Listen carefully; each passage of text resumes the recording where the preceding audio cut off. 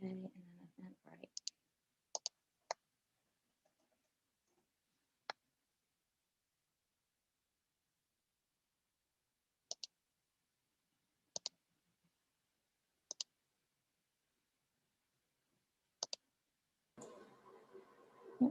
So I think the person in the waiting area is Dr. Dawn, so I think we're good.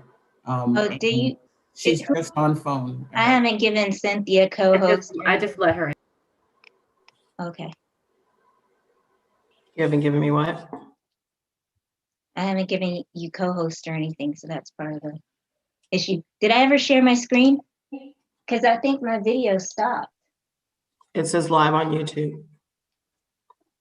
So. Okay, that's good. And then it's recording. Awesome. And then also, we just need to update Eventbrite to make sure that. I'm doing it now. Perfect. Hold on a second.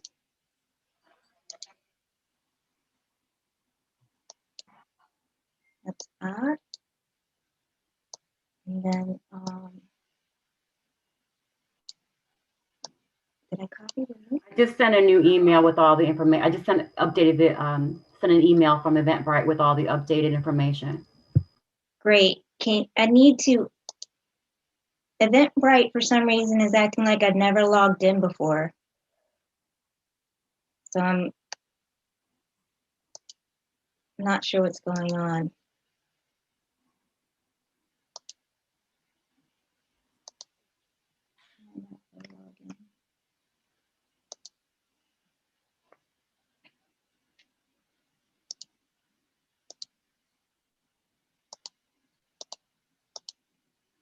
What's happening is they have to click on register, and then the email's coming from Kay Fogel to their email, and that may be causing a delay.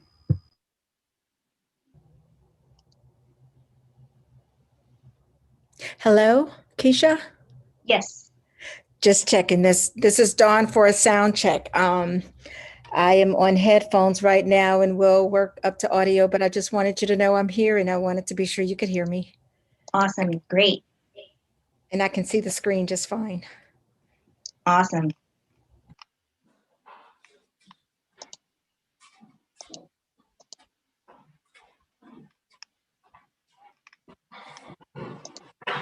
Dr. Dawn, considering what you're dealing with, you're a trooper. We're grateful that you were able to join us tonight.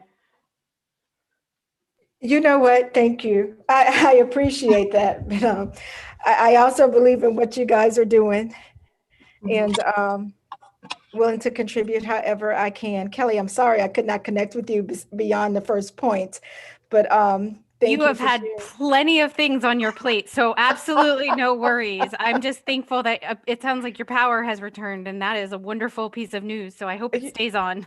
God, yes, I think it will. It has been out since Monday morning, and it came back about 2 hours ago. Are you serious? Yeah, we're not made for this, but we're good. And real quick, I'm gonna find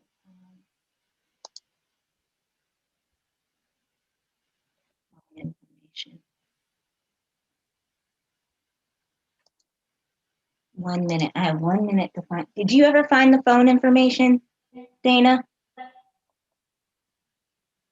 I updated the email, and I actually sent another one. No. Did you find the phone information? Yes. Oh, okay. Kelly sent it to me. I added it to the email and sent it again. This is the wrong account.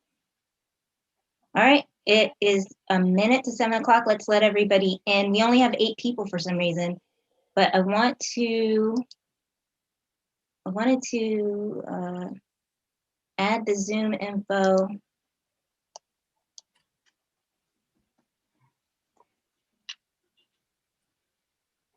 Keisha and Dana, I'm sending all a text. So we have a. I can do that later and then make it better.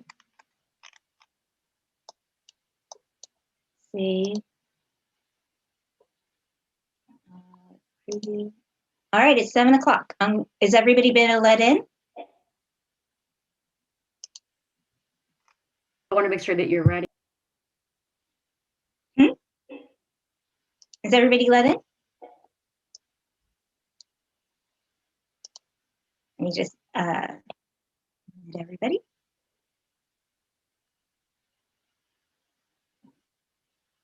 Admit. Hi, everybody. Jerry, I see you joined. Thanks for joining.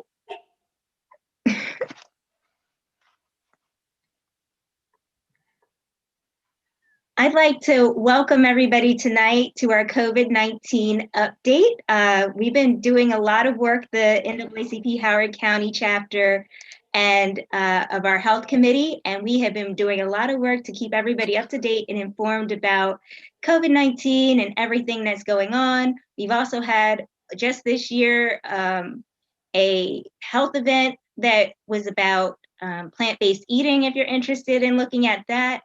Also, if you are interested in learning more and helping with these events, we have a health committee survey that you can fill out and let us know what you're interested in and what you'd like, if you'd like to volunteer as well. With that, Cynthia, did you have anything you'd like to add?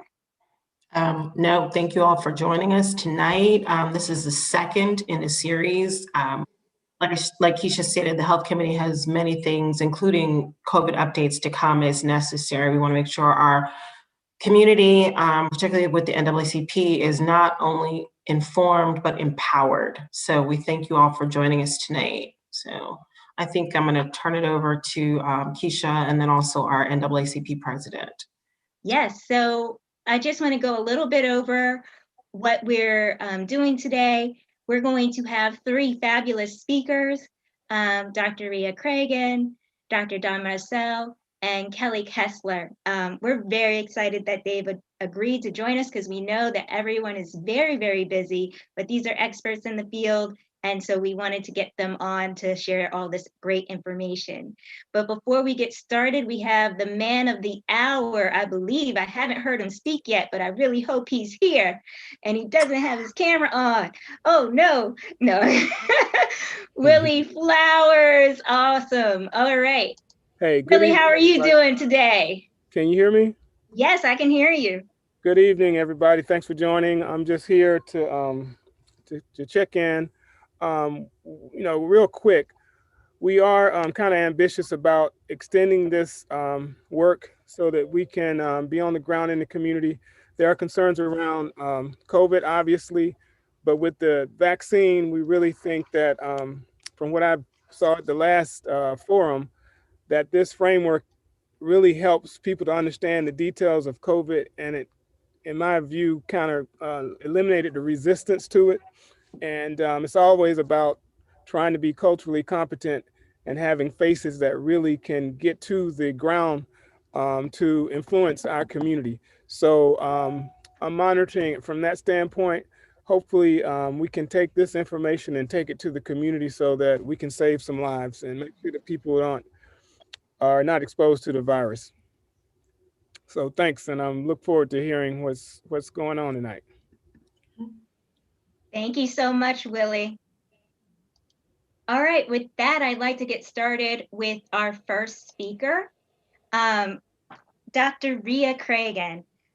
She is a board-certified family physician with over 30 years of experience. She was raised in Columbia, Maryland, graduate of Wild Lake High School, I believe. So very exciting. She's an educator of medical students, resident nurse practitioners, and physician assistants. She's also gotten the Moderna vaccine. So if you have questions about her experience with that, she'd be happy to share. And she believes in honest discussion to promote an understanding and communication when it comes to health. So with that, I would like to bring up Dr. Ria Cragen. Hello, everyone. Hold on a second. Let me spotlight you. Okay. We all of a sudden got like a lot of people. All right, you're up. Hello, everyone. I'm Dr. Rhea Cragen, and thank you, President Flowers. Thank you, Keisha, the Health Committee, and Cynthia for allowing me to speak this evening. And I feel this is a really important topic because for the last year, we've been struggling with COVID, and for a variety of reasons, we haven't been able to get a handle on it. People have been suffering, and friends and family, patients are dealing with loved ones who are missing from their tables and long-term ongoing problems from COVID. And I wanted to make sure that people get information so that they can make informed decisions about their health. So where are we with COVID? We started doing something about it last March. Our first cases were in January of 2020. In terms of, stay home, social distance, wash your hands. But one of the things is that the messages were not coordinated, and they didn't always mean something in your everyday life until we shut down. And then it meant something quite significant to everyone. But one of the things that where we are now, when we started in March of 2020, our numbers were really low. Then they went up with our New York and East Coast spike, and they came down a little bit after we did some of our mitigation and social distancing. But then in the summer, they went up again, and then they came down, but not to the baseline, not where they were before. And then we had another spike in the winter, and they went up higher. And now we're on our way down again, but we still haven't gotten to the level of where we were in the summer. So the problem is that when we come down from a spike, if we don't get down to baseline, which is where we were before, or at least below 5% for the whole country to stay in a low level, then the next spike we have will be higher and higher and higher. And that's what we have seen. So people ask me all the time, well, how are we doing with COVID? And I'm like, not very well. One of the things that is helpful for us now that we have, that we didn't have before, is that we have vaccinations, 2 of them that have been approved and 1 of them that is probably going to be approved next week.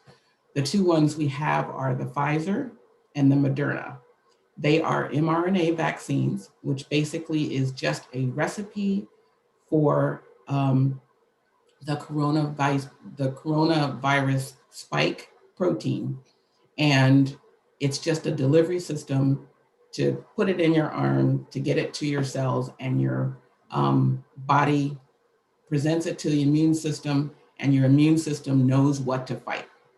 So your immune system is very good. It's just that sometimes it needs direction and said, this is an enemy and this is not an enemy. And so a vaccine tells your body, this is an enemy and you need to fight it. So the Moderna and Pfizer vaccines are very similar. The only difference is how long it takes between shots and storage.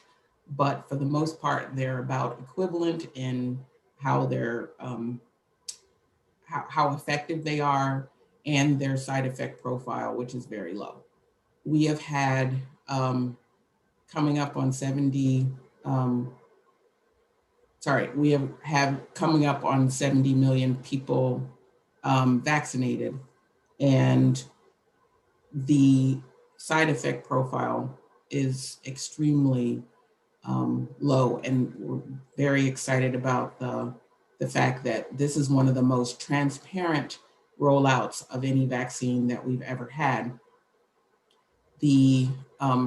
As children, most people have gotten vaccinated, and it prevents lots of diseases that we don't have to worry about anymore. But there has been a lot of concerns about these particular vaccines because people say, it's been rolled out so quickly. the name Operation Warp Speed doesn't necessarily engender people to be very reassured about this vaccine. However, I just want you to know that mRNA vaccines have been studied for decades.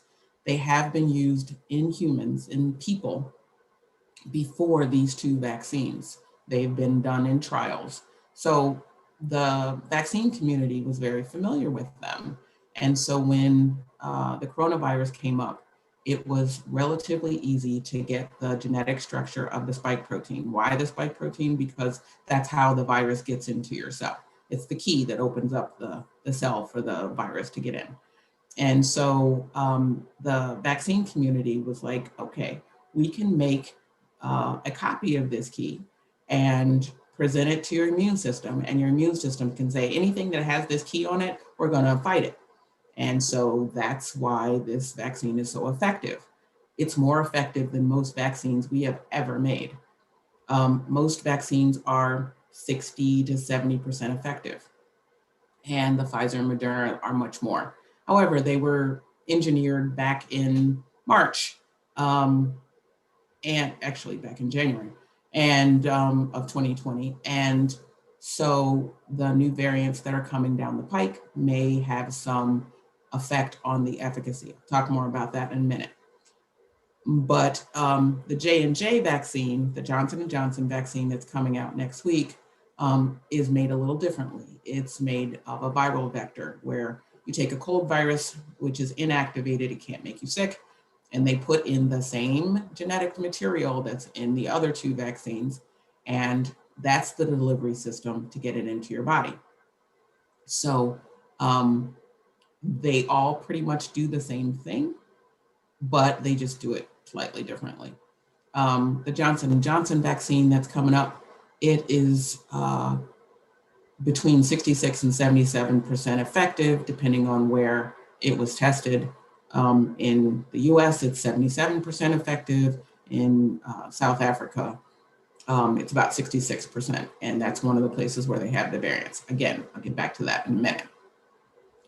But, you know, it's important that we do the vaccinations to cut down on the spread of the coronavirus disease, which is something we've never seen before. And it's a multi-system disease. It's affecting not just the lungs, which is, you know, how we first heard about it, but hearts, and people are getting blood clots and strokes and heart attacks, and pregnant women are miscarrying and having heart attacks while being pregnant, strokes while being pregnant. People are having neurologic problems where, you know, they have to go to physical therapy to learn how to walk again. This is a disease that is quite serious, and that even if you live, it doesn't mean that you are living with a good quality of life. The things that we're told that young people can't get it, people who are 22, I heard one of my colleagues tell this horrifying story of someone who was 22 who just had a stroke. And so age is, you know, are you less likely to have serious disease if you're younger? Yes. Does that mean that you can't get serious disease? No. It's just that your odds are a little better. But there are lots of people who are young who are having problems, as well as in the pediatric age. And I know that we're getting ready to go back to school.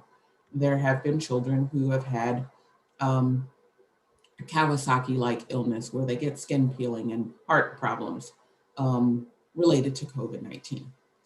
And I don't say all this to scare you. I think information is a good thing. And we're going to do this more as a question answer session. So as I finish talking in the next 6 minutes or so, I'm going to move on to the other people and let them have a chance to talk. One of the things that I wanted to answer, though, that's really, really important is about mask wearing. And I know that there's been a lot of controversy about it, but the new information that they're trying to make sure that everybody understands is that what you need is a 2-layer mask or better. Okay, so your one cloth mask that you've had for the last, year and may have not washed, you need to put that over another mask. And it's important that it cover the nose and mouth. So a simple mask, this is a 1-ply mask, is fine if you put this under your cloth mask.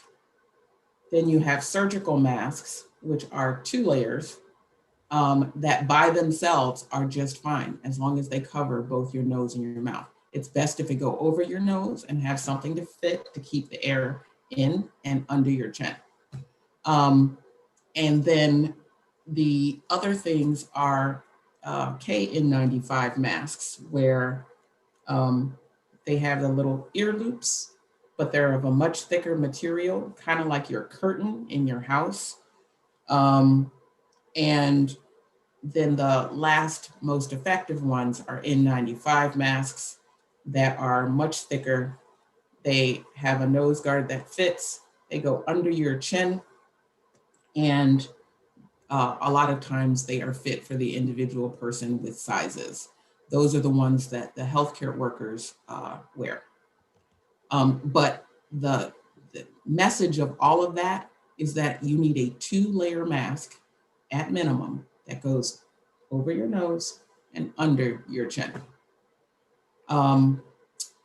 So to talk about the variants, there are a bunch of new strains that come out, because the thing about viruses is that every time they make copies of themselves, which is what they do in your body. They get into your body and they start making copies of themselves. And every time they make more copies, they have a chance to mutate. The more people they are in, the more different types of mutations they are going to make. This is what all viruses do.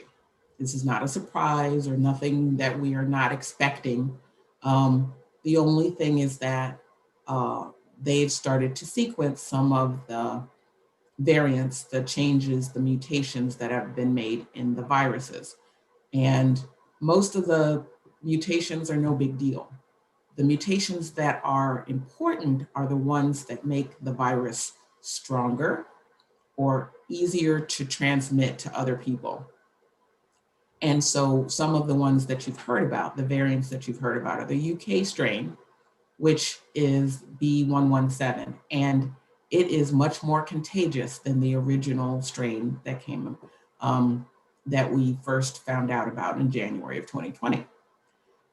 It's 40% more contagious. And what they're expecting is that it's here in the US, and that by March, in mid-March, end of March, it will be the predominant strain of COVID that people are getting, because it's just that contagious. The other one is the South African variant, the B135.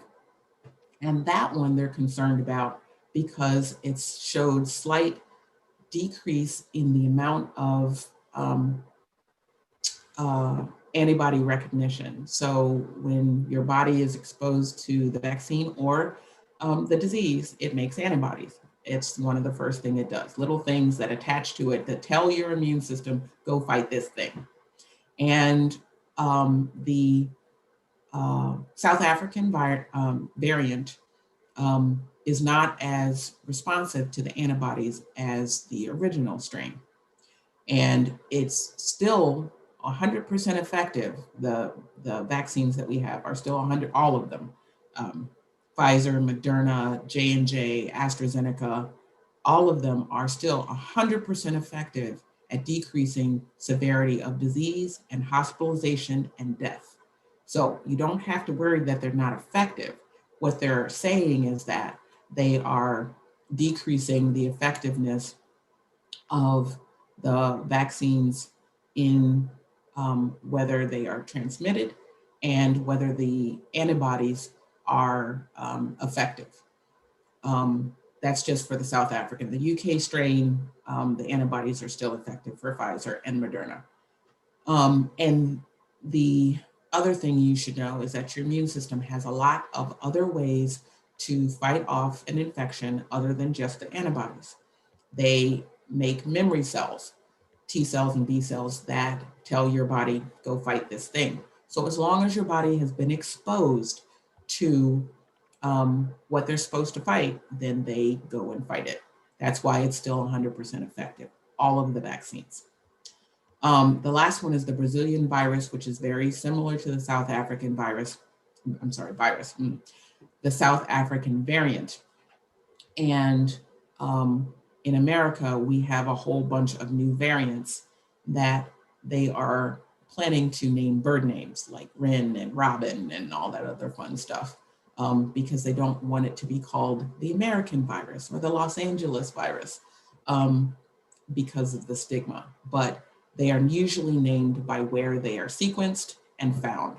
And so the UK strain didn't come only out of UK, the United Kingdom, but that's where it was sequenced, and same for South Africa and Brazil. Okay, so the next thing that's really important as we head into warm And weather. Dr. Ria, there's 2 minutes left. Yeah, I'm almost done. Is social distancing. And I want to express that your house is your bubble, and that people who live in your house are in your bubble. And if you let somebody who does not live in your house into your bubble, then you risk being infected. And the whole household can be infected by letting somebody who is not in your household come into your bubble. So that's what we mean by social distancing. It doesn't matter if you know them, doesn't matter if they're a family member. If you don't live with them, then you should not let them into your bubble. I heard of someone having a family reunion planning meeting, and I was like, oh my, I don't want to be the person planning an event that's going to take out my whole family. So I would recommend that people not do large gatherings of people who are not in their household. Last, I wanted to talk about herd immunity, which has been confusing for people. That if you have 10 people in a room, all of which have never had the COVID-19 or a vaccination, and then somebody walks in with coronavirus disease, the likelihood is that 7 or so people in that room will get infected. However, herd immunity is if all 10 of the people instead are vaccinated and a person with coronavirus walks into that room, then very few or none of the people will be infected. And if a person who was in the original 10 people walks out and goes into another room, somebody else's house, somebody else's bubble, they won't be sharing the coronavirus with anyone else. That's what herd immunity is, that the likelihood of your getting or passing it on to somebody else has decreased because you've been exposed to either the disease, which doesn't prevent long-lasting immunity. It wanes after about 3 months, or the vaccine, which up until now, for a year since we've had this vaccine, it has still remained effective. And that's all I have. So I want to pass it on to either Kelly or Dr. Marcel, depending on who's available. Thanks. Yes, I think that Dr. Marcel is here, but I want to thank you for providing such great information, Dr. Ria. I wanted to make sure there weren't any questions in the chat. I don't see any, but remember, you can always add questions to the chat, and that should work perfectly. Dr. Dawn is here.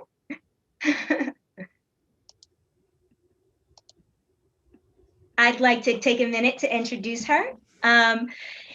She is a physician in Baton Rouge, Louisiana, but she hails from Columbia, Maryland. Also, I believe a graduate of Wild Lake High School, my rival, but it's okay. So I would like to introduce her. She's been a pediatrician, I believe, for 20 years now, and she's got a whole host of information. She also helped us in our last event and provided great information as well. So I'm very excited to introduce Dr. Dawn Marcel. Hello, and thank you for having me again. Can you hear me? Can you hear me? I'm sorry. Okay, good deal. I see heads shaking. Yes, Thank you. yes, I can see. I can hear you. I just wanted to pick up on what Dr. Cragen said and just add a couple of things. One is that vaccine research is not new. And this, although it has been a fast process, it has been a rather transparent process. And just want to reiterate that the speed of time from initial production to availability has not compromised the safety or the efficacy of this vaccine.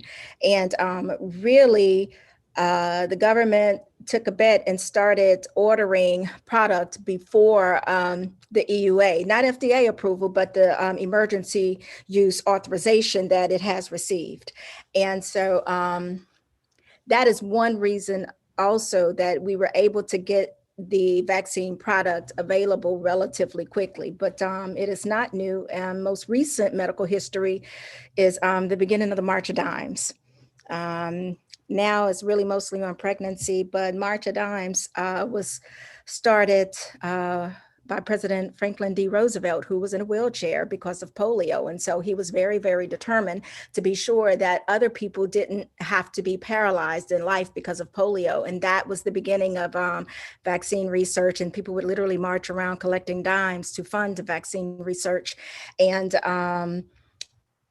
Salk and Sabin were two scientists who studied vaccines, and what we use today for polio came from Salk, the Salk vaccine. So we are familiar with it. We have been doing it, and like they raised dimes then. Another reason that we know or that we trust the research in the vaccines now is because it's used vaccine technology, but also there was a lot of funding internationally put into this with a collection of some of the brightest minds for this vaccine development. And so we think they did a really good job. And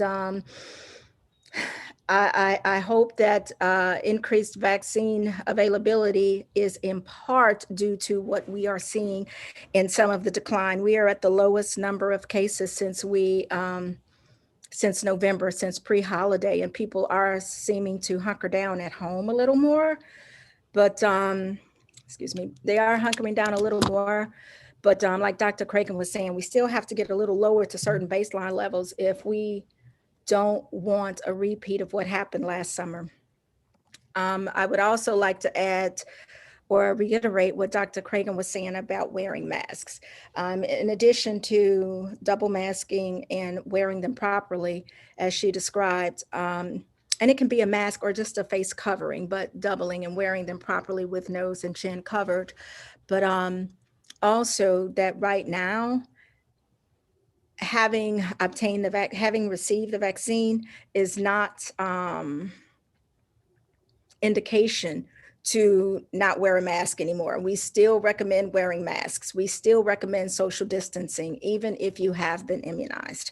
I've received both doses of Moderna as well. And if there are questions about that, we can speak to that in the question section. And as Dr. Cragen said, Johnson & Johnson is expected to have a product for emergency use authorization very soon. And that will be a single dose regimen. So one shot should really cover it. And while it is believed to be less effective, as she was saying, 65 to 70%. It does have an 85% risk of preventing severe illness. So you may contract it, but there is still a significant and clinically meaningful likelihood that you won't get seriously sick. Or as sick as you would have if you have coverage with Johnson & Johnson. And so I would recommend that vaccine as well.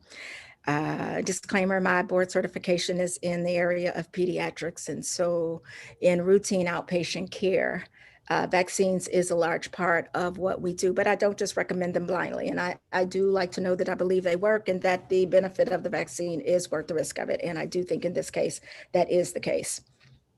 One of the things I wanted to speak to in general, from a public health perspective, is literally just that, the health of the public. When I'm one-on-one with a patient in a room and I give a medication, whether or not you take your medication, you're the only person affected by it. But in a public health situation, whether or not you take your medication impacts your community. It impacts your family, it impacts your large community, people you know, people you may not know. And so that is public health, and it is truly concern of the different population and groups. And I mention that because as we look at COVID-19, we cannot help but see a lot of the that we have had in COVID-19. COVID-19 did not cause these, but it certainly brought light to underlying situations from long-standing disparities economically, educationally, academically, as well as medically and health-related and chronic, the illness of chronic disease. And I'm sorry, can you hear me? And with that, when we look at that, what we're trying to do is get to a place where we can improve the distribution of the vaccine, and so that we won't continue along the lines of disparities that we have seen with certain access to healthcare. People talk about food deserts. There are also medical deserts and pharmacy deserts. When we look at the agreements with Walgreens and CVS, what we're finding is that in lower income neighborhoods that are predominantly inhabited by Black people and other people of color, that we don't have Walmarts, we don't have Walgreens, we don't have CVS to partner with. And so it's been a challenge. And so what we have been doing is working with local community groups and specifically churches, and not just the larger churches, but also the smaller churches that have personal connections with people in the community to help get the word out. And also we think will increase trust. We've had feedback when we use the National Guard.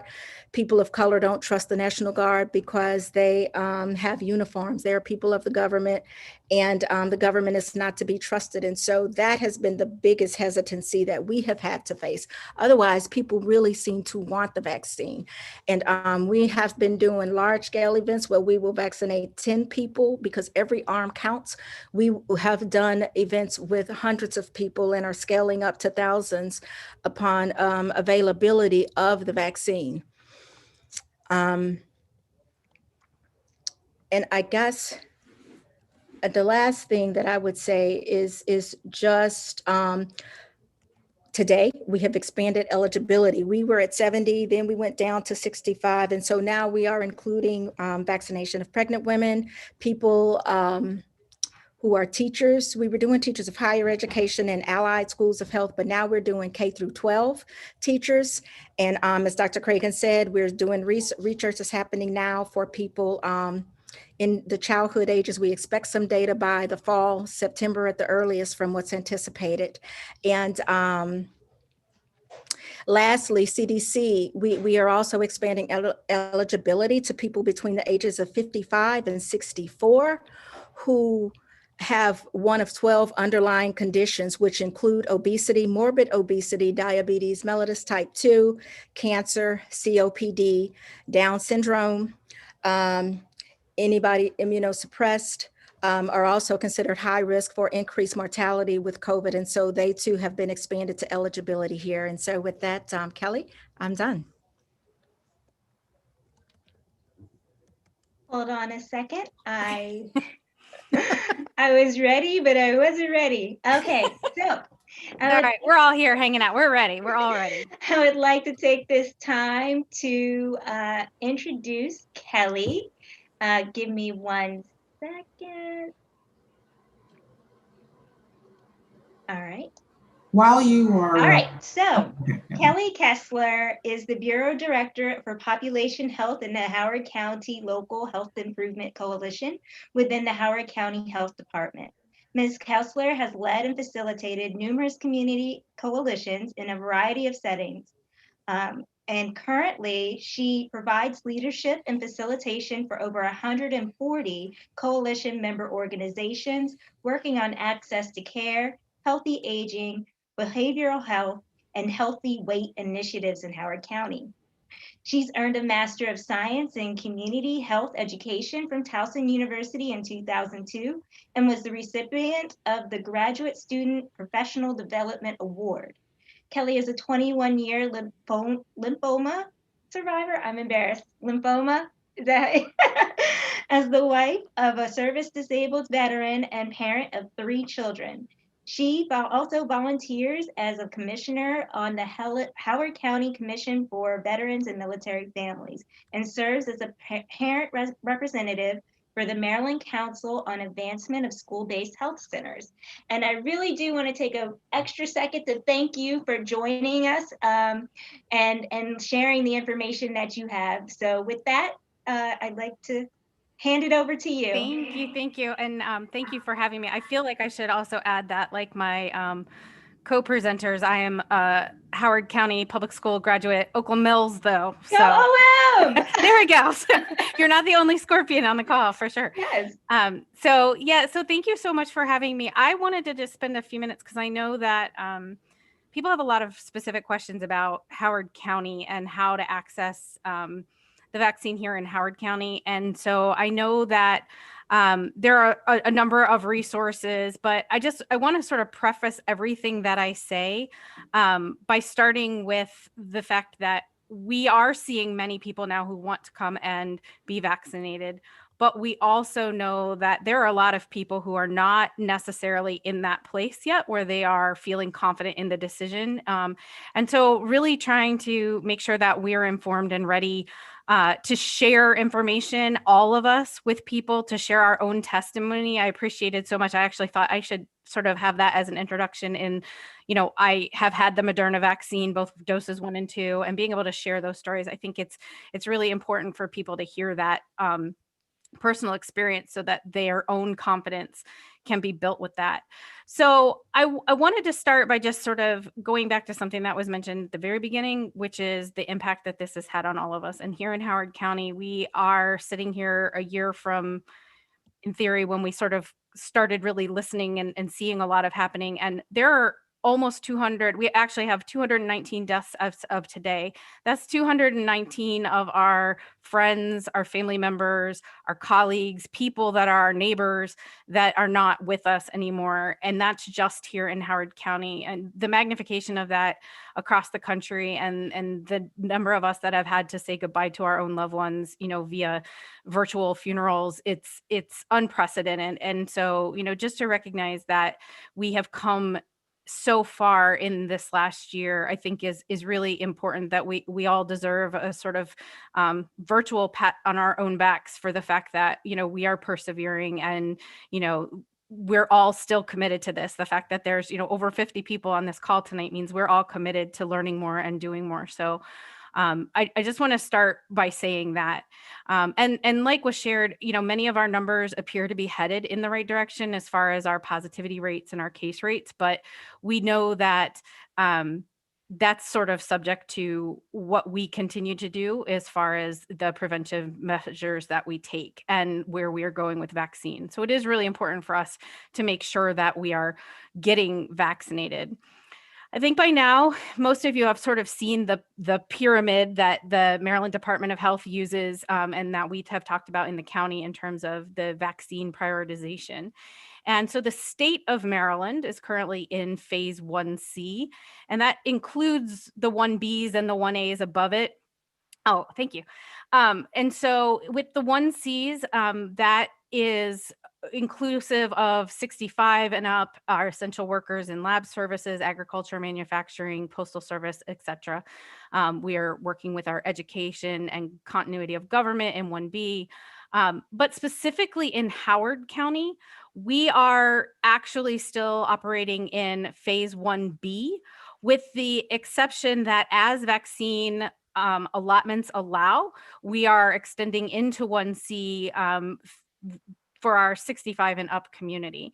And I'm going to talk more specifically about how people kind of become connected to vaccine. If you don't mind going on to the next slide, Keisha. One of the things that's really important to understand is there's actually a couple different ways that people can access, and I'm going to use that term with a couple caveats. Access is probably one of, short of the limited availability of the actual vaccine, access in where people can get the vaccine and access in respects to how to navigate the system to be connected to where people can get the vaccine, I think are very significant issues. And I want to, I'll touch more on that in a minute about some of the things that we're trying to do, but there are really two main funnels that people can access vaccine through. And so I'm going to look in the conversation at statewide and other clinics. And then I'm going to talk specifically about the Howard County Health Department. So in the state of Maryland, the state receives its allocation from the federal government. And once the federal government, as we've heard, will now be increasing the allocation, which is wonderful. If we could get Mother Nature to also cooperate with us and be able to get the shipments of vaccine, the increased shipments, that will also be helpful. I'm convinced that winter has to end at some point. But Maryland will distribute the allocations through mass vaccination sites, through pharmacies and hospitals, and then through health departments. So what I'm going to say first is around the mass vaccination sites and the pharmacies and hospitals. Some of the other resources that are available are through the Veterans Administration. So if you are a veteran and you are part of the VA system, you're already registered within that VA system, you will receive notification and will be eligible through the VA system. And in the future, as the availability of vaccine increases, you'll also be able to receive it through large group practices. So many of us have experienced getting the love note or the call or, some notification from our medical provider that, it's August, we're going to have flu shots available in September. Go ahead and make your appointment now. Hopefully we will get to that place with our COVID vaccine, but we're definitely not there yet. For the vaccination sites, the mass vaccination sites, I want to clarify something, and this is true of the pharmacy sites. So the Walgreens, the CVS's, Giant Food, etc. Any individual may receive a vaccine at those sites, provided that they're part of the priority group. So in Maryland, we're in 1C. So it's not necessarily the priority group that the health department is operating under in a specific county. It's that priority group that the state is under. So if I am all the way through 1C, I could get vaccinated at these other sites. You must have an appointment. No walk-ins are taken at this point. And there may be other restrictions that apply to those clinics. And I'm going to use Six Flags, the mass vaccination site at Six Flags, as an example. That one came online, and the initial clinics that they were running there were specific clinics that had been set up for certain residents from Prince George's County. So word got out mistakenly or, inappropriately that these were only open to Prince George's County residents. And it wasn't that the mass vaccination site was only for Prince George's County. It just happened that the clinic at that specific day and time was a specific clinic for Prince George's County residents. So I want to clarify for folks that the sites that are going to be at Six Flags, the site that will be at the convention center, the one that are those two are actually open, the one that will be at the M&T Bank Stadium, and the one on the Eastern Shore, and that will be in Western Maryland, will be able to go to any of those sites. So that comes back to an access issue, right? So if I, have somebody who is willing and able to, take myself to Western Maryland because there's an appointment, that's great because I have that access. But there are a lot of people who may not be able to do that. And so I want to, just be very transparent in saying these are not without their own considerations. The next slide, please, Keisha. Something that I also want to note, again, talking about the Maryland state system, is that there is not currently, and this is true of the health departments, the pharmacies, the hospitals, all of that. What would be a perfect thing that I wish we had was that there was like a one-stop place. So I, Joe Smith, want to put in my name and see what is available for, anything that is possible for me. Unfortunately, there is not. So if you go to the Maryland website, the covidvaxmaryland.gov, you can pull up all the locations that potentially could be offering something for you, but you're going to have to look through each one of those to see what might be available for you. And I recognize that is not ideal for anybody. I know somebody had asked in the chat, well, what about people who don't have a computer? Or quite honestly, there are a lot of people who may have a computer and that's just too much. It's still just very overwhelming. As of this week, the state has opened up a vaccination support center. And so it's a 1-800 number, 855-MD-GO-VAX. And I'll put that information in the chat as well for folks that people can call and speak to somebody by phone. It's going to be a 7-day-a-week call center that'll be available from 7 to 10. So in the next slide, Keisha, if you don't mind, for the Howard County Health Department, something that I wanted to share around that is there's the next oh, sorry, Keisha, if you don't mind for the next slide. With the Howard County Health Department, you can actually register for our interest survey. So remember, I said there's those two channels. The Howard County Health Department survey, it's somewhat misleading to call it a pre-registration survey, and we are working to correct that. It's more of a vaccine interest survey, but it's basically getting your name on a list to let us know that you are interested in receiving the vaccine through the health department when it becomes available. And so what we do is then we pull from that list, and as clinics come online, we schedule them. I want to just say in relation to how many people there are and what the health department capacity is to do.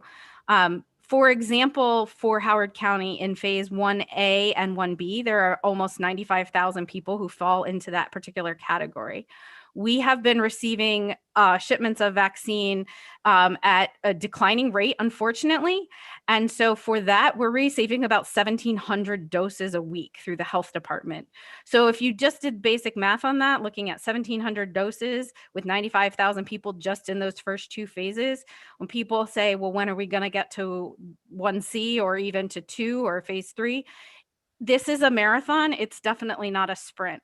But to the point that Dr. Marcel made about trying to work to reach out to smaller settings and more intimate settings to ensure that we are really reaching the community, I'm thankful to see that the State Department of Health has actually launched now a vaccine equity group. And so from the Howard County Health Department, I'll be participating in that group. And I can assure you, as I already have on numerous occasions, we're very strongly voicing concern about making sure that, you know, we are able to, number one, have the vaccine available to our community, but number two, be distributing it in ways that are meaningful and really appropriate to our community. So that is kind of where I'll pause, because I know that there's probably a lot of questions, and I'm certainly happy to answer any questions. And I know my co-hosts are going to be on here as well. So let me jump in with the questions. Just from a show of hands, how many people are following the questions in the chat? Because there's been a lot of great information shared by Dr. Ria. So I'm going to recommend take a glance in the chat. We can reprint some of those frequently asked questions. But I know one of the big ones that we had were there any long-term effects of the vaccines and what can be expected immediately after vaccination? So did any of our panelists want to address those two questions? I will take a stab at that. At this point, we do not know. We have 1 year of data in terms of the long-term effects. This is a brand new vaccine, and therefore, we would have to see in the course of how usual vaccines are. We follow them for at least 2 years with the initial study. They call it phase 4. And all of the participants in the vaccines are doing that. But just so you know, in our history of vaccines, all of the side effects that usually show up within the first 2 months of starting a new vaccine. And we have just passed that because we started Moderna and Pfizer in December, and we are now in February. And so if huge, horrible things were going to show up, they would have started showing up already. And right now, we do not have any deaths that are related to the vaccine. We have some allergic reactions that people have needed care for, but usually those are people that are allergic to one of the ingredients of the vaccines, particularly the polyethylene glycol. But if you are a person who uses toothpaste or shampoo or cosmetics, and you are not sensitive to those type of things, you will probably not be sensitive to this vaccine. Thank you so much, Dr. Ria. One of the questions that I really had an interest in, caught my attention, was about Henrietta Lacks cells and how they could be used to help with COVID, since they were used to help with polio. And if you could let people know what they are a little bit. Right. So Henrietta Lacks was a person in Baltimore back in the 1940s who went in for cervical cancer, and they biopsied her cells without her permission. And they noticed that they continued to divide. And so scientists have been looking forever for a cell line that would continue to divide so they can use it in research. And so her cells are continually used in research all the time. I don't think that they're being used in COVID vaccine use right now, but they're pretty much the gold standard for cells to be used if you need something that reproduces, just like mice are used and flies for genetics and that kind of thing. But the problem with Henrietta Lacks is that she didn't give consent, and she didn't get any financial compensation from the use of her cells. And it took years for there to be even apology to the family. But that is something that has gotten better. And because of that, we have consent rules in the United States so that you cannot have a procedure done or anything that without them explaining to you what it is, why it's happening, and what are the alternatives to whatever they're trying to ask you to do. Okay. So you mentioned gold standard, Dr. Ria. That's a great segue to a question about healthy eating and exercise. Will it help? It's kind of, some of us might think that's obvious, but if it can help, what foods should people focus on? Well, everybody should be eating healthy fruits and vegetables. They should get enough sleep. They should do regular exercise. And, the questions about holistic health and supplements always come up. There is nothing yet. There's studying going on vitamin C and zinc and vitamin D, but there's nothing yet in randomized controlled trials that will say that one is better than the other. People have been shown to do better if they're given vitamin D if they are severely ill and hospitalized. But that is the only supplement that has proof behind it. Are there things that you can do to help to improve your general overall health? And will that help you to be a healthier person if you get COVID? Yes. And so all the things I just mentioned, useful. However, they are not scientifically proven. The only thing that is proven is that if you expose your body to a piece of the virus that will let your body know what to fight, then you will do better and not get severely ill, not get hospitalized, and not die. And that's why you see doctors talking about the vaccine all the time, because we want your body to know what to fight. Excellent. The next question comes from my mom. So if in this case, as an example, you have one person in your family that is eligible to get the vaccine. Can everyone in your family get the vaccine then? Or if you schedule an appointment? And also, I think we already went over this, but she wants to know how she can schedule an appointment with two people at the same time, my mom and my dad at the same time. So the couple answers to the question. It depends obviously on which way you're going through. So if you're scheduling through the mass vaccination clinics, or you're scheduling through like a neighborhood pharmacy or something along that line, I can't necessarily speak to those. If you are both within the same phase and eligible for that clinic, then in theory, I say that in theory, they should be able to schedule together. Through the Howard County Health Department, again, we are based on the phases that we're in. So one thing I would note about vaccination clinic, especially the mass vaccination sites, and speaking specifically to the 2 in Howard County, is in addition to the whole concept that this is a COVID vaccine, right? We have to take the same COVID preventive precautions at the clinic. So we have to be cognizant in terms of the spacing, the distancing, how many people are in line, how many people come together. And that's a challenge because vaccines in general, I mean, how many of us have had that experience of, I want to bring someone with me, or I have somebody that I might be bringing for support. I might be bringing somebody as a companion because I need extra assistance. You're going into a setting that might be very loud and very busy. And I know myself, I can be kind of overwhelmed. It was also overwhelming being around that many people again in one space in general, after being kind of hauled up in my kitchen window for a year. So the answer to the question is, if they are both eligible and they receive the link from the health department to register, then yes, they can. If, like, for example, your mom wants to bring, someone as a companion with her to accompany her, maybe to assist her, moral support, we do allow, if needed, one companion, but unfortunately the companion cannot be vaccinated unless they too have their own appointment and meet those specific needs. Okay, thank you. Thank you. I think we've covered a lot of ground. I did want to uncover one additional really important question that actually was asked in the chat. Once you are vaccinated, do you still need to wear a mask, and why? Yes, I need to cover about 4 things real quick.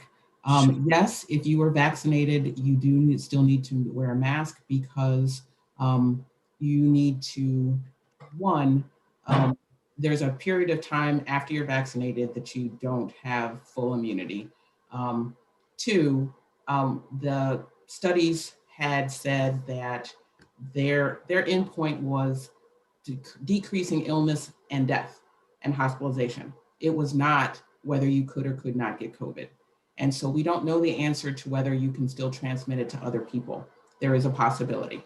I have lots of my colleagues who got vaccinated, but well, not lots of them, a few of them who went out and partied because they got vaccinated and got COVID disease before they were immune, or, to the fullest of the extent. So I would not recommend you do any of that. Second, pregnant people are recommended to get the vaccine. And it is really important because, as I mentioned earlier, pregnant women are dying and not able to take care of their newborn baby because they have COVID and are not doing well. They're particularly susceptible to not doing well because they are growing a tiny human. Their immune system is deregulated, turned down, and they are suffering. So it is definitely recommended by the American College of Obstetrics and Gynecology for pregnant women to be vaccinated. Autoimmune diseases came up, and people with autoimmune diseases can definitely get vaccinated. HIV people were in the study, diabetics were in the study, hypertensives were in the study, and older people were in the studies. So all of those groups can get vaccinated. As far as when or if you do it, you talk to your doctor about their recommendations. Sometimes if you're autoimmune suppressed, you're on medication that may decrease your ability to react to the vaccine. When you're getting the vaccine, your body, you get the first shot, it exposes it and says, oh, this is something bad. When you get the second shot, it boosts your immune system and says, wow, we know what that is. We are going to attack it full bore.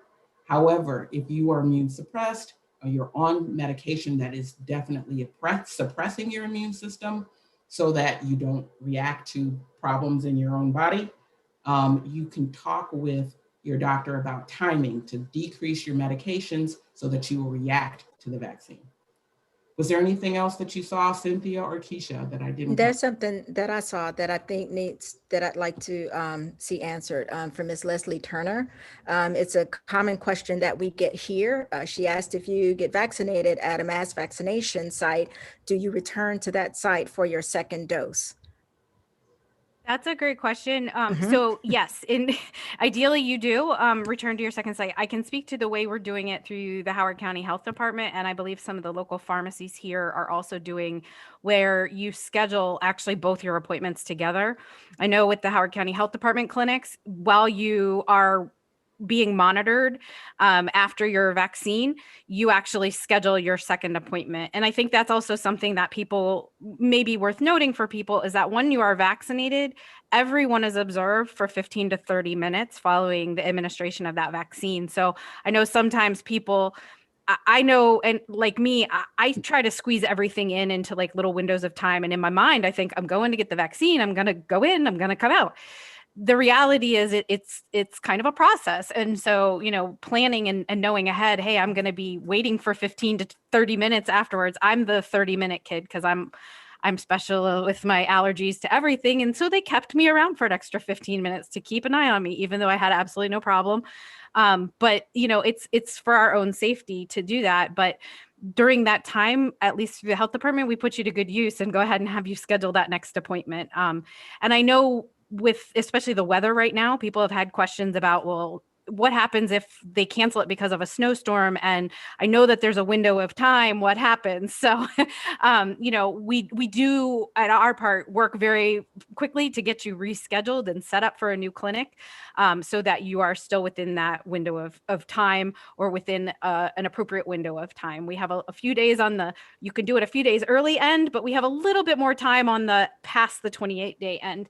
But we do want to get that vaccine in your arm just as badly as you want us to get it there. So I want to reiterate that we had that issue today. Today was a dose 2 of Pfizer, and we were in really, really cold temperatures for ourselves. And so in addition to being sure that with the weather challenges, they're delivered, which is not happening across the country, that where they are stored, that there is proper temperature and no compromise in the change, because these are still temperature sensitive vaccines right now. Johnson & Johnson will have a greater shelf life and less heat temperature dependency, and it's more stable at room temperature, unlike the 2 we have right now. And people were like, well, I need my second dose. I need it on today, but it's cold. What happens? What happens? And so what you said is just right. I mean, and we're not really given exact dates outside of day 21 for Pfizer and day 28 for Moderna, but at least a couple of weeks. And I think it's important for people to know that we do not expect a decrease in the efficacy, even though the approvals came out at weeks 3 and weeks 4 to the day for Pfizer and Moderna. It has been found that, or it is believed that it is not compromising, and that you will still have coverage, the effective coverage, if it's a week or 2 later after dose 1. So that should not be an added strain or stressor in the midst of other events going on when it comes to getting that second dose. Right. That's very comfortable. I see, Leslie, you have a question. Yeah, this is my second one in the chat. Are the contents of the first dose and the second dose the same? Yes, I put it in the chat saying that the contents of the first dose of the Pfizer and the Moderna are exactly the same. Okay, I know how to put it in, but I don't know how to read it. Thank you. No problem. And one other thing that I wanted to bring up was something that hadn't been asked today that I always get asked is, what are the side effects of the vaccine? And I've had the Moderna. I think almost everybody who's on the panel has had Moderna, but I know lots of people who have had Pfizer, that usually the first dose, very few side effects in terms of things like achiness and low-grade fever, headache. The second one tends to give more side effects, but they're all minor. I mean, they're nothing like getting COVID disease, but the same, more achiness, headache, fever, chills, muscle aches, soreness, sometimes lymph node swelling, but, nothing major or exciting in terms of anything that would make you want to not do it, as opposed to getting a disease that can cause strokes, heart attacks, I would just extend what Dr. Cragen said with the who do I call if I'm concerned after my vaccine, which is something I would just, I know a lot of people have reached out, to the health department when they've been concerned about like it's itchy or it's still hard. It's it's been a couple days. And we really encourage you to reach out to your primary care doctor. They're going to have the better knowledge. I would, if Dr. Cragen is my primary care doctor, she would know better about my care than the person that is on the end of the call center line at the health department. And so we really do encourage you to contact your provider and be in communication with your provider as well, if you have that. But again, there are those normal side effects that, people could expect. I see that Jerry has a question as well. Jerry? Oh, I caught you off guard, didn't I? That's okay. This is for Dr. Cragen. And that is, if you've already had the virus and you were diagnosed with it, then would you be immune to the variants? And then I have if not, then my question would be, should people who have had the virus also get the vaccination?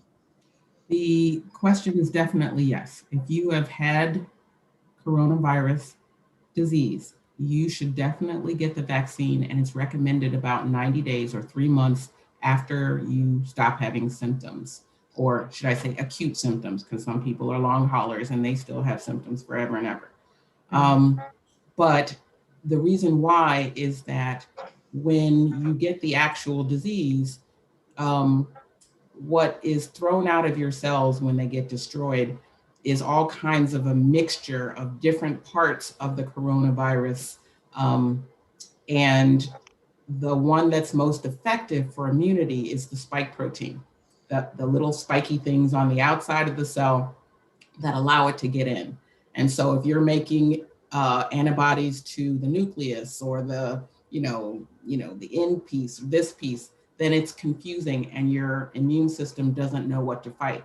But when you're presented with the vaccine, it tells you go to the spike protein, and it's a lot more effective in how your body can fight off the, to ramp up the immune system to help fight off the coronavirus disease.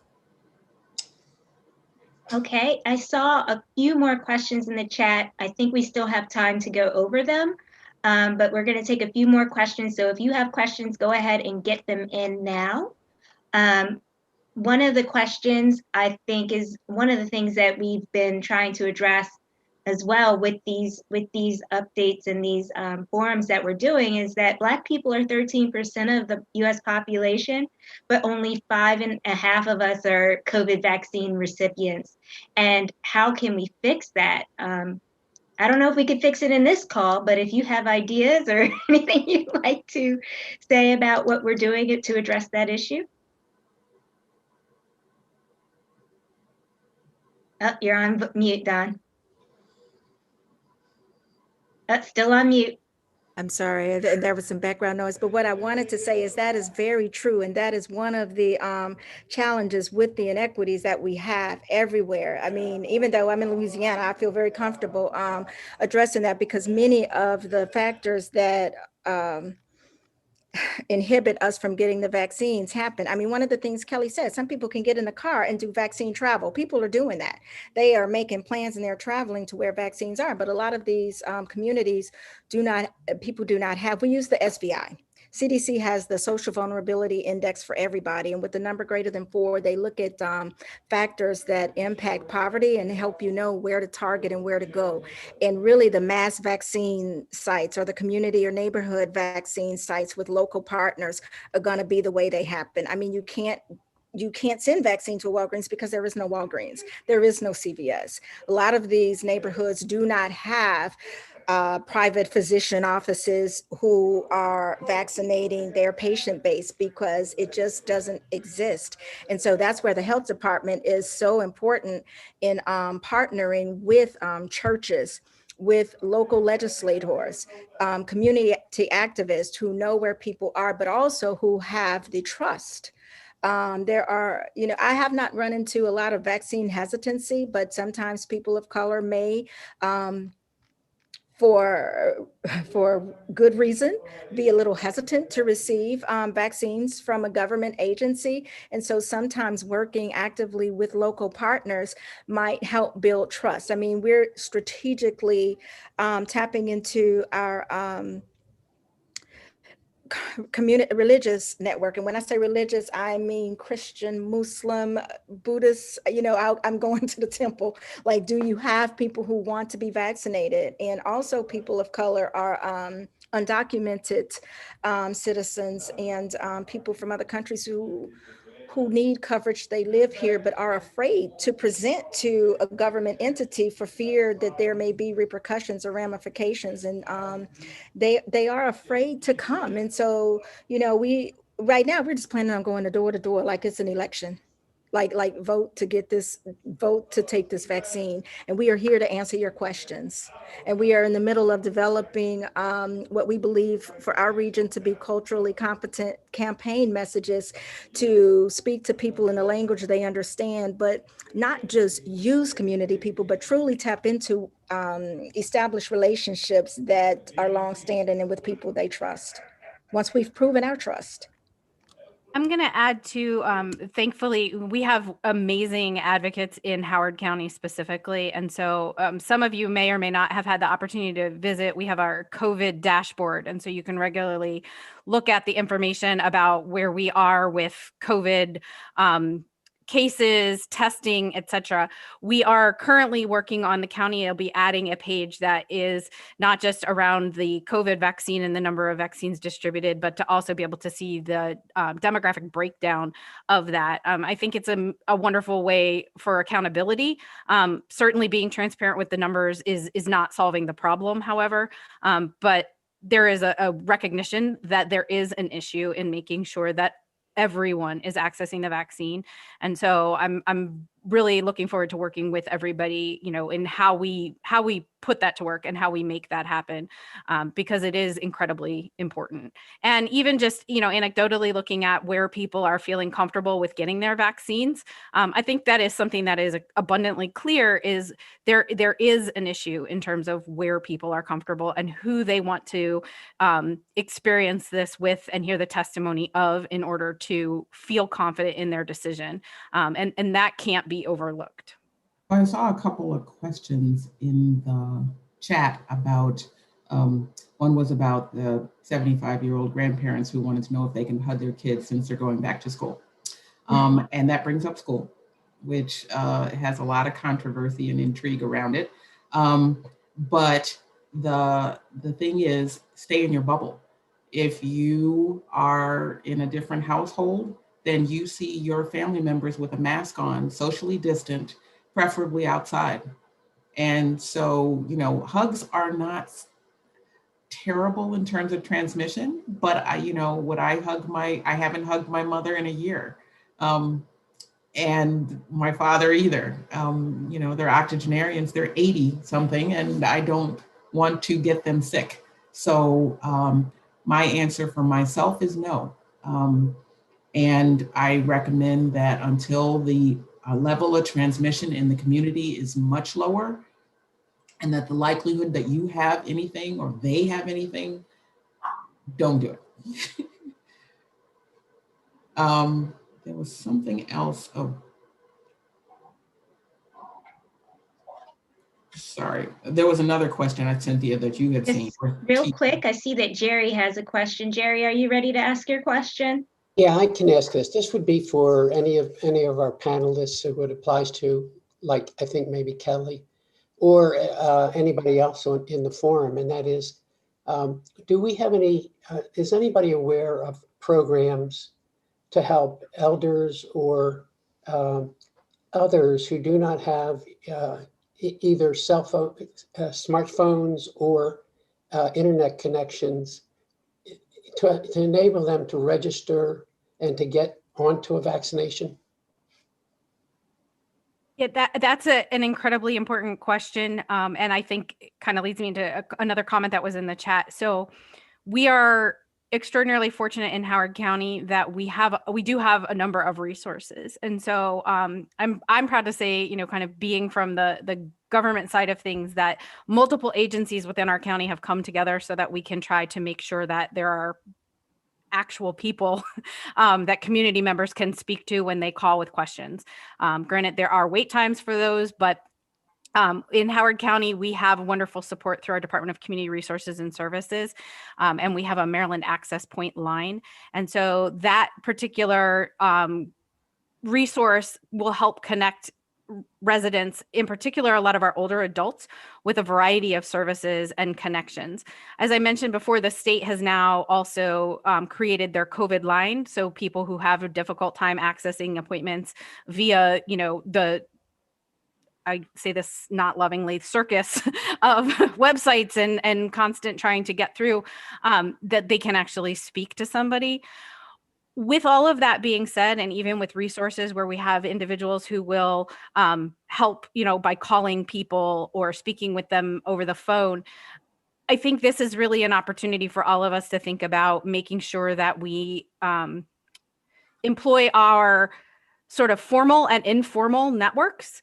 I know I use the example myself at church. I'm part of my choir at church. And if I don't show up for our Zoom choir rehearsal, I literally get texts or calls from people who are like, where were you? And thinking about those formal and informal relationships that we have either with our neighbors or with civic and other community organizations, in particular through the faith-based community, where we can support each other. So it may be that you have somebody help complete the surveys. It may be that you have people helping people in peer supportive networks. I know that's not necessarily the ideal situation, and hopefully we will come to a place where there'll be much easier answers. But I do think this is definitely an opportunity for people to really think about how do we employ those additional supports to each other and getting people connected. Right. Speaking of additional supports, this segue just keeps happening, and so I kind of need to address it. An additional support would come through the NAACP.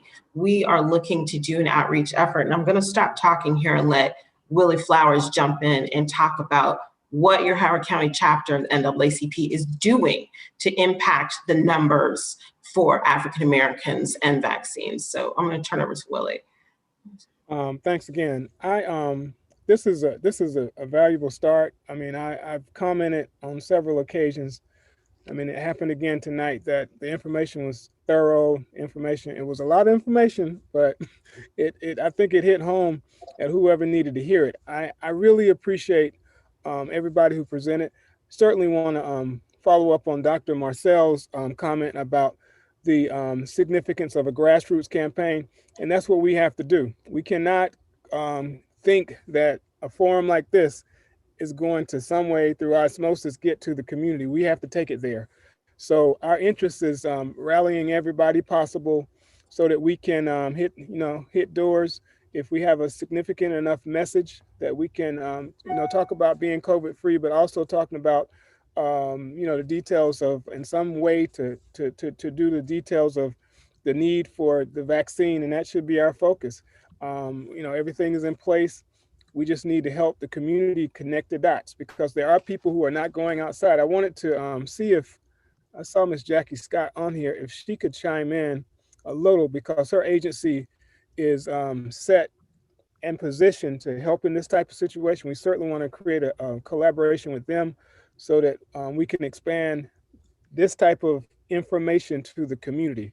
And nobody's ever done this. So the goal is for everyone to volunteer to be at the table so we can really devise a strategy that would hit, whether it's at the door, whether it's on social media, whether it's in the news, whatever the case, grocery stores, whatever, barbershops, beauty salons. We have to be aggressive like this because, people's lives are at stake. And if we can do something, and I want to remind you, I'm the president of the NAACP. I don't want it to be said that I did not step up at a time like this. So I want to reinforce that. Is Miss Jackie Scott on? Hi, Willie. Yep, I'm here. Hi, everybody. Thanks for just introducing me and giving me an opportunity to say hello. But I just want to echo that. I think that what we have to do is begin to be intentional about this in a very specific way. I mean, we are here having this conversation, and the information shared is excellent. I mean, I really appreciate it. I was taking notes myself. I really want to know, how do we take it beyond what's right here, right? We know that there are communities that are just not connected. Oh, I'm sorry, my dog is barking as soon as I come off mute. We also know that the people we need to talk to don't necessarily get off at 6 or 7 and can be here at this computer, because they are working shifts. You know, they are frontline workers in many ways, or they're caring for their kids. And so what we want to do is get into the community, leverage our partnerships with NAACP and others, put materials in hand, train the trainer models. Kelly is a great partner. We go on traveling, you know, you have these conversations with a lot of people, but we also know that the honest brokers are not just us. I mean, the honest brokers are those of you who are on this call tonight, who we can say, let us equip you with this information that the doctors and others have given, and let's have those conversations with the people who need it. And not just a month from now when we think we're going to have enough vaccine. We need to do it now, so that when the vaccine is ready, people are ready.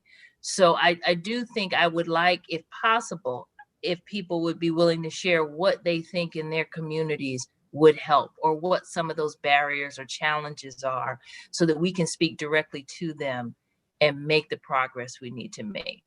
People don't think about it being needed here at Howard County, but we need it desperately. The gulf, the divide is huge. And I think that's something that we have to get over, because people often are looking outside the county to other places that they can say they think that need it, but we need it desperately here. There are people who are not getting the message. They're not getting the help they need, and we need to go to them and not wait for them to come to us. And I want to also add that everybody's limited right now, so it's going to require, everybody at the table in whatever way is possible. Zoom is one outlet, but social media is a great source. But again, we have to knock on doors, because there are people who are literally not coming outside, but they are, still continuing their same habits. And I had a friend recently who told me that she was contacted the virus, and she only communicated with one person, let one person inside her house. And now she's, dealing with that right now. So the future is not certain about her. But to hear that, one of the things that's important to emphasize is that with the new variants, they are more contagious. And what you have been doing for this past year, and you're thinking, oh, I'll wait and not get vaccinated, is that now they're so much more contagious that it really doesn't take much for you to get exposed, and for you to get disease, and for you to get sick. And so that what I'm saying, that in the next, they're expecting by March, the UK variant to be the predominant variant in the United States. And that means it's 40% more contagious, and that even, casual contact, like going to a grocery store or going out to eat, can expose you, and you end up with coronavirus that you've been careful, you haven't been around too many people, and yet you can still get it. So getting vaccinated as soon as possible is a very useful thing to cut down on transmission and spread. Willie, can I just mention one other thing? And I would love for either of the doctors to even comment on this also. We are seeing just the heavy toll on mental and emotional well-being linked to this. Social isolation, fear, all of those things. But then people, because of my department, we see it on all levels. People who've lost jobs are sinking into depression. People who don't have food, people who can't pay the rent, and so that on top of either having been disproportionately impacted because they're losing people in families across the country, knowing what, Black families are facing and how we're dying disproportionately. So we're dealing with these complex issues where sometimes people have just given up. We've had people tell us, well, I'll probably get it anyway. So why do we need it? So when people are coming for food, we're trying to talk to them about the vaccine. When they're calling for help to pay the rent, we're trying to talk to them about the vaccine. But that social piece, that social isolation, health, mental health, emotional health piece is huge in our community. And we don't often ask for help, right? We also in the Black community don't often think about, like, should I go out and ask for the opportunity to see a psychologist, a counselor, someone. Well, on that note, we recognize that people have been touched by COVID on devastating levels. We wanted to take a moment, not just to memorialize those who we've lost, but also honoring those impacted by COVID, whether it be financial or otherwise. We're gonna have a moment of silence for about 15 seconds, and then we're gonna actually open the lines. Everyone, for those who talk, don't worry if you talk over someone. If you just want to call out someone's name that's been impacted by COVID, just to kind of honor them and put them out there. When we open the lines, we'll give about 20 seconds for you to allow to do that. So we're going to start with the 15 seconds, moment of silence, and then we'll open the lines so you can speak the names of people you know who are impacted by COVID-19.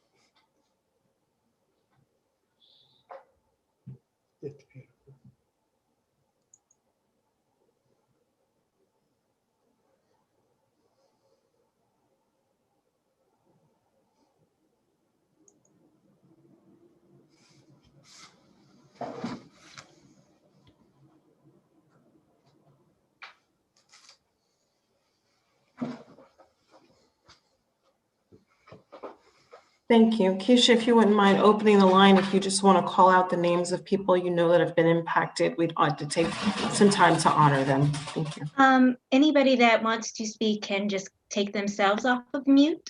If you are on the phone, that is *6. You can also press, I think, the space bar on your keyboard, and that will also, you have to hold it while you speak, and that will also take you off of mute while you speak the name. Avis McCoy. Mary Ellen Bauer. Ben Daniels, Ashe. Sarah Elizabeth Perry. Leslie Cobbs. Joan Huffman.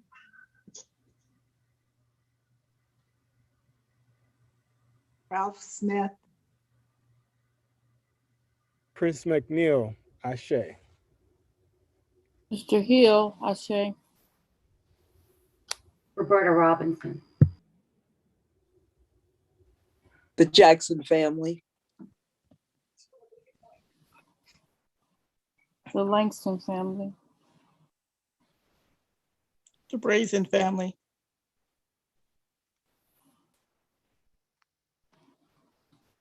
Taya Taylor.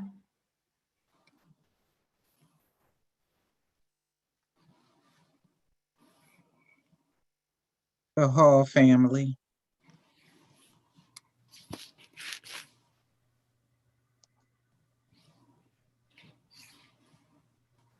The Lee family, Ashe. Reverend Michelle and Sonny Langston and family.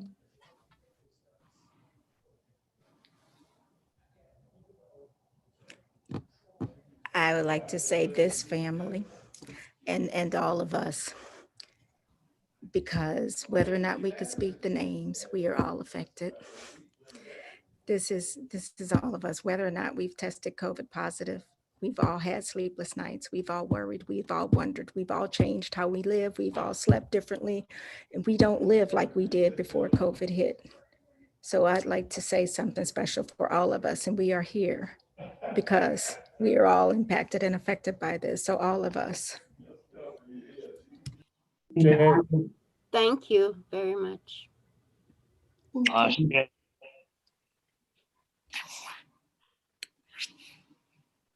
the McKinney family,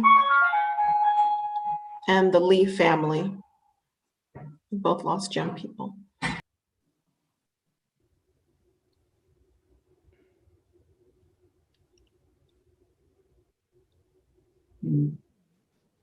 Okay, giving honor to those that we spoke and did not speak. Just thank you all for your outreach and your sharing in memory. Dr. Cragen, did you have something? I did. Just to honor those who we have lost, I want to give you a task to lead by example, that as vaccines become more available and you get vaccinated, share your experience. Tell people what it was like for you. Tell people, that you're still here, and do something to help to impact your family and your friends around you. That each person who gets vaccinated, you can decrease the 2.5% and 2.5 other people that one person can infect, and hopefully drop that down below 1 so that nobody will be spreading it and sharing it, and we can get to a place where life can go back to regular movement and travel and school, and we can live our best lives again, and that we don't have to lose more. Thank you. Dr. Dawn, did you have a parting thought for us as well? Thank you for having me. I appreciate being here, and I am looking forward to what this HOCO chapter will do with your campaign. I mean, I think you've got what it takes. You've got the right people, and this is certainly a circumstance, a situation to bring it together and make it happen. And I'm excited to see what's going to come out of this. You're on mute. I was just turning to Kelly, Ms. Kessler. She had some closing thoughts for us. I just want to say thank you for the opportunity and for welcoming me into the session this evening. And I really look forward to working with everybody. This has truly impacted all of us, but one of the things that I hope at the end of all of this is that we can look at the opportunity that also came from it, which is that it is forcing people to look at things in ways that they have not wanted to see, that they have denied seeing for a long time, and people can no longer deny a lot of the disparity that has existed. And so if we can take a positive out of this experience, it's really that, we move forward and we write a better history in public health. And as a public health professional and a Howard County resident, I am definitely doing my darndest every day to try to contribute to that. So thank you. Thank you very much. Now, before our president closes out, I wanted Keisha Shepard to speak to the positive difference the NAACP Health Committee is making and let you all know how you can become a part. Absolutely. So thank you guys. I really, really appreciate that you took the time to come out and give out this great information. I know it's not easy. I know that it takes a lot of work, and it's truly appreciated. You can see it in the comments. It's just full of thank yous. So I want to just reiterate those to you. As the chair of the health committee, we are working very hard to put out events like this all year long. And we would love it if you would want to volunteer or have ideas about what you can do if you fill out our health committee survey, which I put in the chat a while ago, so you'd have to search for it, but I'll try and put it in again, or just contact me if you want. And so again, we have a lot of different things we want to do over the next couple of years. So if you're interested in putting out events, if you're interested in advocacy, if you're interested in helping the community, definitely fill out our survey. Join us next week. We have our health committee meeting next week on Wednesday at 7 o'clock. If you are interested, you have to fill out the survey so I can send you the information for that meeting. We meet virtually. We have all of our events virtually. So you don't have to worry about leaving your house. You can do it right from your chair, in your living room, in your bedroom, wherever, in bed, whatever you want to do, because we don't leave the house anymore in order to keep everybody safe. So, and I should thank everybody that came tonight. We put a lot of effort and work into this, and seeing these numbers of people that joined just really touches my heart, and I really appreciate it. And I hope that you share this information. We've created a YouTube page, so if you want to share this with other people, it is available now. We are live on YouTube, so if you want to share it with your friends and family and let them know this information, I think you can go right ahead. And with that, I'll turn it over to Willie. Okay, one quick note. We're hoping that at your meeting next week, we'll be able to lock step with Jackie Scott, because like I said, there's a need for outreach for the COVID vaccine in Howard County. So like I said, if Keisha said, if it's such your interest, this is real time. We'll be here Wednesday. Hopefully Jackie Scott or someone from her team will be able to join us, and we're getting the work done. So hopefully we'll see you all next week. So Yes. Willie, back to you. Hey, Keisha, so if you just send me the email, just send me the information. Happy to join. Thank you. Who was that? Jackie Scott. Oh, great. one and only. Thanks again, everybody, for coming out. I want to make a couple of thanks for Keisha for pulling this together, and Cynthia's vision of continuing it.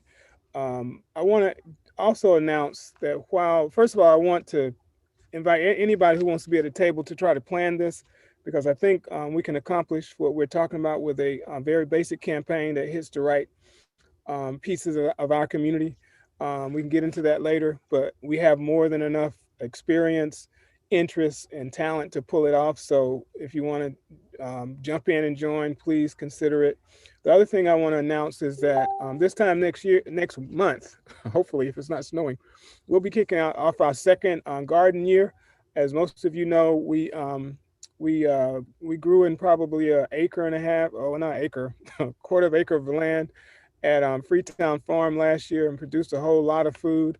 So if you want to get your hands in the dirt and do something that's strictly social distance protocol, please consider. Our big dig is going to be the 15th, I think, of next month. All of the information will come out, so join us if you can, and you'll have a summer, spring, and fall. We were eating collard greens at the first of the year kind of experience. So come on out. It's called the George Washington Carver CSA, and we want you to join us. Again, thank you. And I don't know if that's it. Is that it? That's it. And join NAACP. If you haven't joined our branch, please do so. If you're in another state or in another city, join that branch, and let's make this thing grow. Thank you. Thank you all.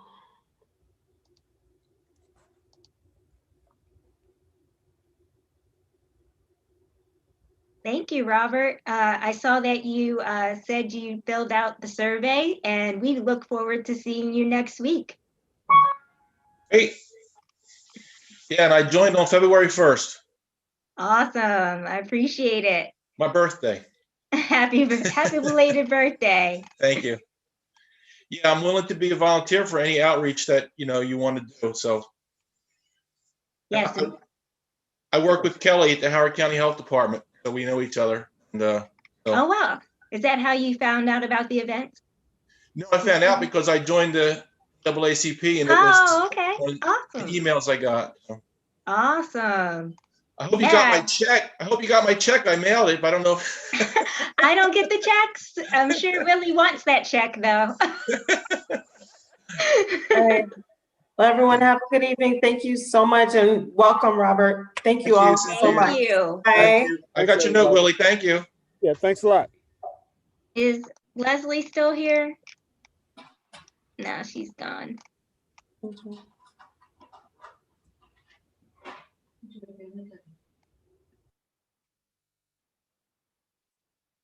All right. Kelly, thank you. Thank you again for inviting me. I'm happy to help out with, anything. I actually just sent in my survey too. So I'm happy to do what I can through work, but also just personally, it's really important to me. So I I appreciate read that your too. bio though. Do you really have time? I actually thrive better the busier I am. And I think especially now it feels like at least it's like something that I can actually be doing. So yeah, yes, the answer is yes. I definitely do Awesome. have time. And I'm Awesome. fortunate when the things that I'm volunteering for are things that, are really personally rewarding too, are important. So yes. So, but thank you. Thank you. Take care. Thank you. Let's see. Is anybody else? Nisi, you there? Hi, yeah, I'm still here. And Corey, I see you're here. Who else from the young adults are here? What'd you guys think?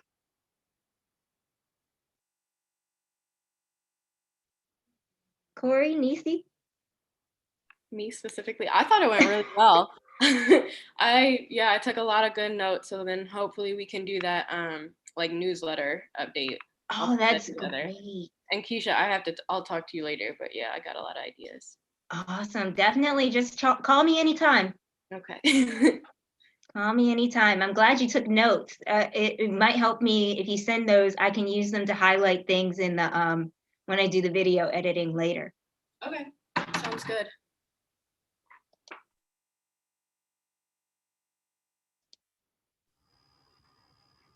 Did we want to have a little powwow? I guess we're going to have to text about a meeting, what have you. Oh, I need you to stop the live stream.